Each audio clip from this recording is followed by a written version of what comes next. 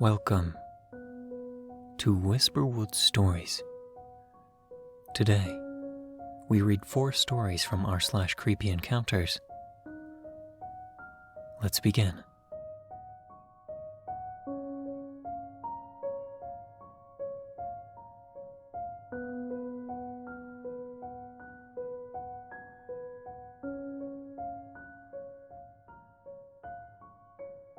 Our first story is from jranlita. Be careful who you befriend. This story happened when I was a junior in high school. I was a friendly and curious person. 1 month into fall semester, we got a new transfer student. He looked nervous. Seated behind me, his name was Joe. I, of course, introduced myself to him, trying to ease the tension. I showed him what we learned so far. I helped him look over the class schedule. We had 2 classes and lunch period together. Naturally, we got to know each other and became friends. He was a quiet kid, but talked a lot around me. I assumed he was just comfortable around me. I made it clear that we were just friends, and he agreed. We then started hanging out with my other friends. Now fast forward to spring break. I told Joe that I was going out of town with my family. He seemed disappointed that we couldn't spend the break together, but he was understanding. Then, on my family vacation, I ran into Joe in a restaurant there. I didn't tell him where I was going, so I thought, wow, what a coincidence. He said he was visiting family in the same town. Now in senior year, Joe and I hung out at least once a week. Then it turned into 2, and then into 3. I noticed that we were spending too much time together. I wanted to make time for my other friends too. That's when things started to change between us. I ran into Joe, or should I say, I saw him in the corner of my eye when I spent time with someone else or by myself. He became obsessive and clingy. The first 2 to 3 times, I didn't think much of it. It all became clear when I questioned him and he accidentally said he followed me. He said it was because he just wanted to make sure I was safe. I started to feel betrayed and creeped out. He apologized and asked me for forgiveness, but I told him I didn't want to be friends anymore. He got angry and left. He didn't come back to school for the next 2 to 3 days. My friends told me he harassed them for snitching on him. He came back to school. We pretended that we didn't know each other. On my walk home, I heard Joe calling my name in a low and unfamiliar tone, but he was nowhere to be seen. I didn't know why, but my gut told me to run as fast as I could. I kept running until I got home. I made sure that every door and window was locked. I was convinced that I was being paranoid at this point. Then my phone screen lit up. It was Joe, repeatedly calling me. Then I heard Joe calling my name again. He was in front of my house now, banging on the door. I called my dad and told him everything that was happening. I pleaded to Joe to stop banging on the door. Then everything went completely silent after 5 minutes. It felt like an eternity. The last words that I heard from him were, "You'll always be my best friend." I ended up having to report him and get a restraining order when it happened. The issue was brought up to the school, and Joe never showed up again. Now 4 years have passed. Just a few days ago, I got friend requests on 2 of my social media accounts. It was Joe. I blocked him and changed all of my social media names to something else. I don't live in the same small town, or the same country anymore.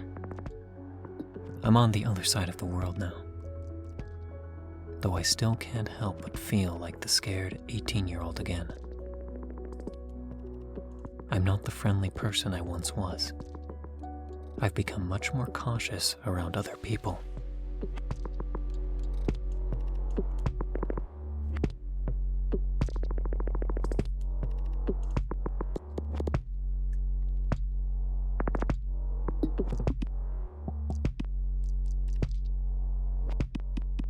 Our second story is from Sammy Sam, followed by a semi-driver. This happened in 2007 to 2008. My friend C and I, both female 18 at the time, were walking home from a house party. We were both quite inebriated, and the walk back from the party was roughly 1.5 hours. So we chose to walk in order to sober up a bit before getting back to her house. The route we walked was along well-lit main streets. However, at this time there wasn't much traffic, which was kind of unusual for this stretch of road. Even at 2 a.m., you would still see a decent amount of vehicles. We were maybe about 20 minutes from C's house, and a semi passed us. Normal for this road. I'm not sure why, but I suddenly felt completely sober, and every fiber of my being was screaming for me to get us off the main road and away from this semi. At this point, we really started learning about the Highway of Tears and our provenance. That may have even contributed why I felt odd about the semi in the first place. Thankfully, we were coming up to a side street that wasn't accessible to traffic from the street we were on. I grabbed C and told her to run. She wasn't paying attention and just laughed at me and ignored me. When she didn't initially run, my first thought was, "Are you kidding me? We're about to be murdered by some crazed lunatic semi-driver." It all happened in a matter of minutes, and I think that it has mostly stuck with me because of how unaware my friend was of her surroundings, and even told me that I don't really pay attention when I'm with her. Just then we watched as the semi turned at the bottom of the street and started coming back towards us. We booked it for the side street and made it just as the semi was braking and the driver opened the door. I've often looked back at this event and just shake my head. While I've had way creepier and scarier encounters, this is the only time that I've ever felt that gut-wrenching need to be alert with alarm bells going off for seemingly no reason.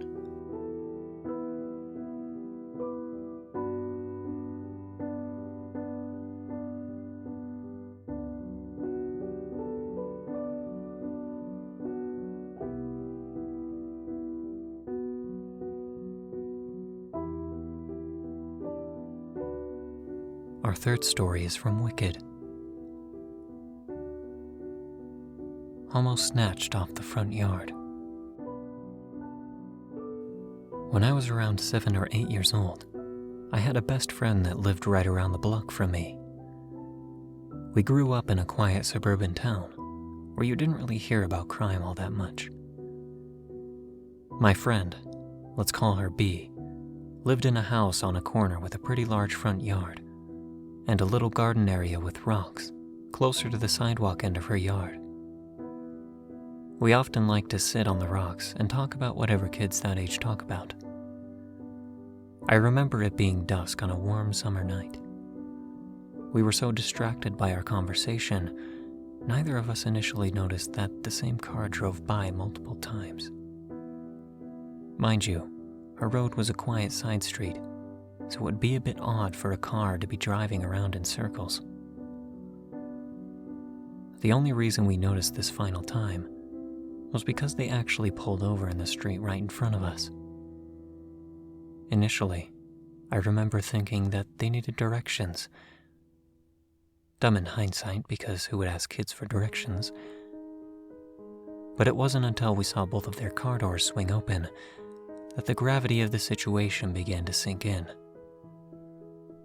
Keep in mind, the street was only about 8 to 10 feet from where we were sitting on her yard.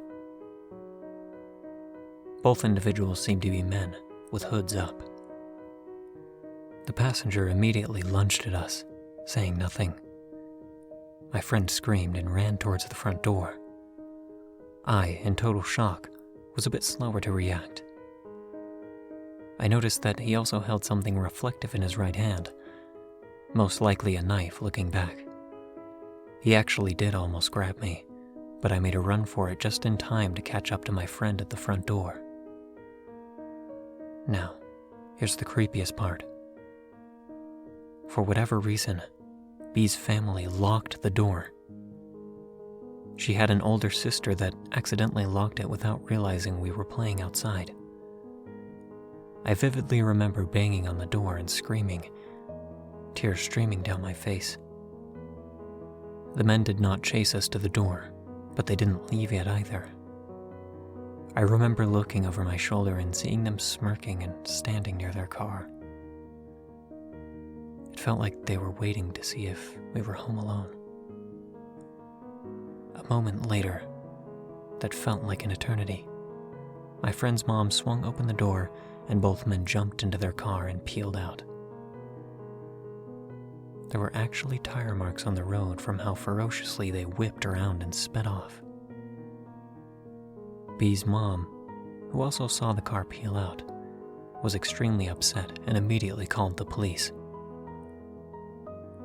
I remember my mom also being called, and B and I were both questioned at her house by the officers that arrived soon after. B and I mentioned that we had each briefly noticed a car drive by a couple times, but we didn't put two and two together until things took a turn for the worst. I never heard anything else about this after this day, but this experience remains burned into my memory. I still get anxious thinking about what could have happened if that front door didn't open when it did.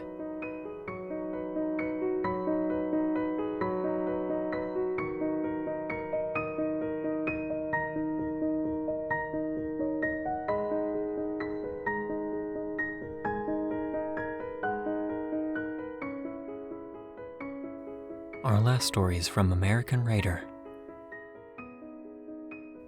Screams being heard at night.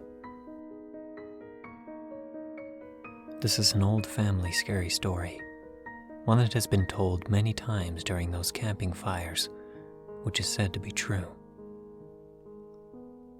This story takes place in a very small town in the Mexican woodland area, where everyone's houses had their own land for farming, animals, etc.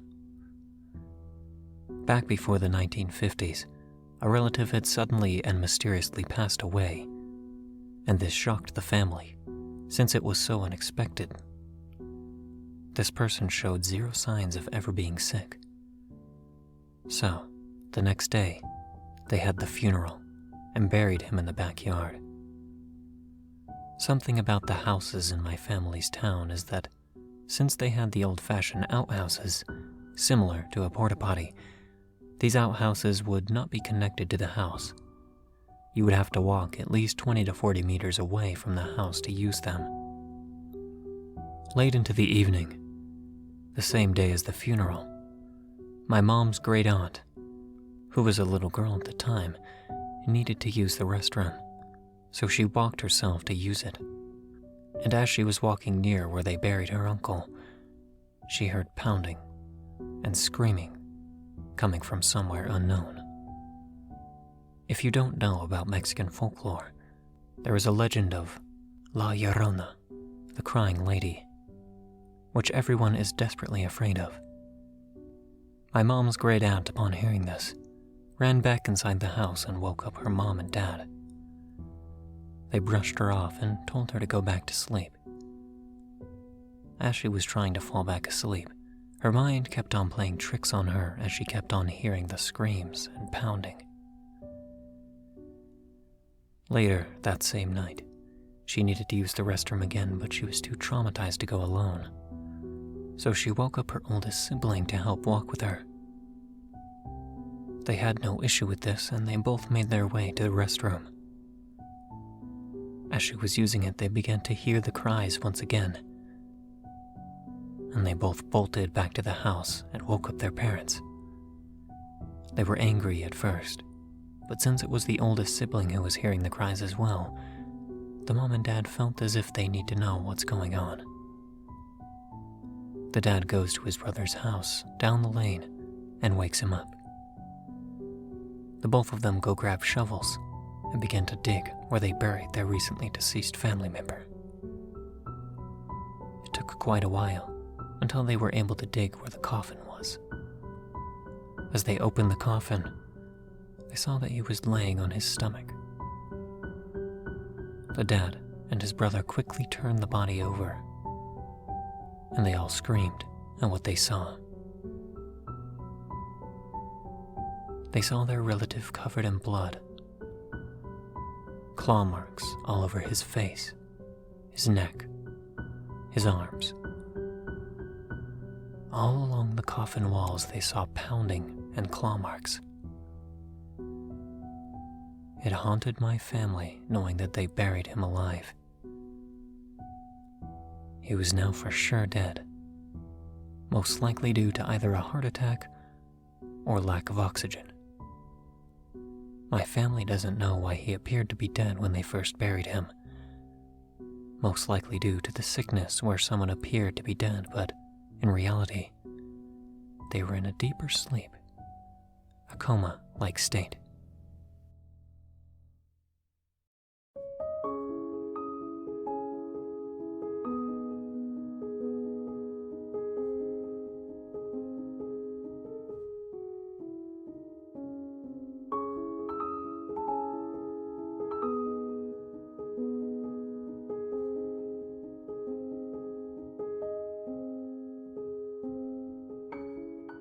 Thank you for listening to Whisperwood Stories. If you enjoyed, don't forget to comment, like, and subscribe down below. Do you have a story that you'd like me to read here? Consider commenting or sending it to whisperwoodsubmissions@gmail.com. The stories in this video were read and slightly altered with permission of the authors. Thank you again for listening, and be sure to check out the original Reddit posts. Don't let the shadows get too close.